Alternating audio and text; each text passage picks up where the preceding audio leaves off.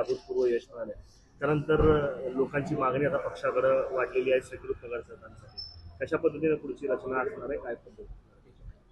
महानगरपालिकेमध्ये 2026च्या निवडणुकांमध्ये माननीय मुख्यमंत्री देवेंद्र भाऊ फडणवीस, माननीय आमचे प्रदेश अध्यक्ष रवींद्रदादा चव्हाण आणि आमचे पालकमंत्री माननीय जयभाऊ गोरे आणि आमचा 2 आमदार आमचे सचिनदादा कल्याण शेट्टी, त्याचबरोबर देवेंद्र कोठे आणि आमच्या शहरातले दोन्ही आमदार यांच्या प्रयत्नामुळे महानगरपालिकेमध्ये एवढ्या मोठ्या प्रमाणामध्ये आम्हाला घवघवीत असं यश सर्व जनतेने दिलेलं आहे.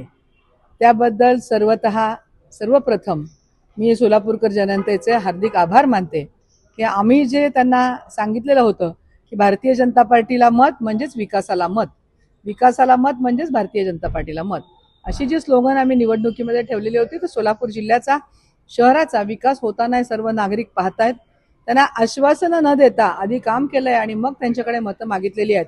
आणि भविष्यकाळात होणारं IT पार्क असेल, जलवाहिनीच्या टाक्या बांधणं आणि संपूर्ण शहराला दररोज पाणी पुरवठा करणं असेल, त्याचबरोबर आता विमानसेवा आज तुम्हाला माहिती आहे मीडियावाल्यांना की आज परत इंदोरची घोषणा झालेली आहे.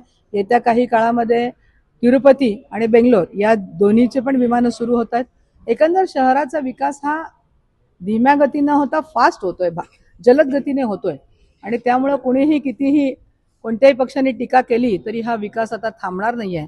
आणि त्यामुळं हा जो विकास झालेला आहे तो आमच्या जनतेला पण तो मान नाही, त्यामुळेच आम्हाला त्यांनी हे घवघवीत यश असं दिलेलं आहे.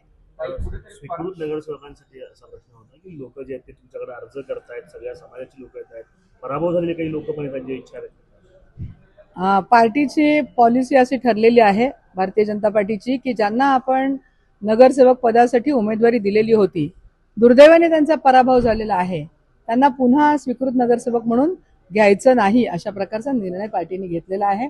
कारण त्यांना एकदा संधी दिलेली आहे. परंतु ज्यांनी पक्षासाठी काम केलेलं आहे, जे वर्षानुवर्ष पक्षासाठी काम करतायत, त्यामध्ये अनेक समाज राहून गेलेले आहेत आमच्याकडनं की ज्यांना प्रत्येकाला प्रतिनिधित्व देणं शक्य झालेलं नाहीये. पण तो पार्टीच्या कार्यामध्ये त्यांचा बहुमोल असा वाटा आहे, पार्टी वाढवण्यामध्ये त्यांनी काम केलेलं आहे, योगदान दिलेलं आहे. अशांचा विचार स्वीकृत नगरसेवक पदासाठी नक्की भारतीय जनता पार्टी म्हणून आमचे प्रदेश अध्यक्ष, इथले आमचे पालकमंत्री आणि संघटना म्हणून आम्ही करत आहोत. ज्यांनी पक्षासाठी त्याग केलाय, विशेषतः ज्यांनी उमेदवारी अर्ज माघार घेतली पक्षाच्या सांगण्यावर नसेल किंवा विशेष क्षेत्रामध्ये त्यांचं प्रावीण्य असेल, अशा लोकांचा विचार होणार. शहराचा सर्वांगीण होत असताना काही आमचे कार्यकर्ते असे आहेत की त्यांना शहराच्या विकासामध्ये त्यांना विजन आहे, त्यांचं योगदान आहे आणि त्यांनी इतरांसाठी त्याग केलेला आहे. अशा कार्यकर्त्यांना यामध्ये आम्ही नक्की प्राधान्य देऊ. तुम्हाला कळलं असेल तर मला सांगा. पत्रकार हा लोकशाहीचा चौथा स्तंभ आहे असं आपण म्हणतो आणि त्यांचं पण यामध्ये योगदान असावं अशा प्रकारची भूमिका तुम्ही मांडताय, तर तुम्ही सुचवा, आम्ही त्याचा विचार नक्की करू.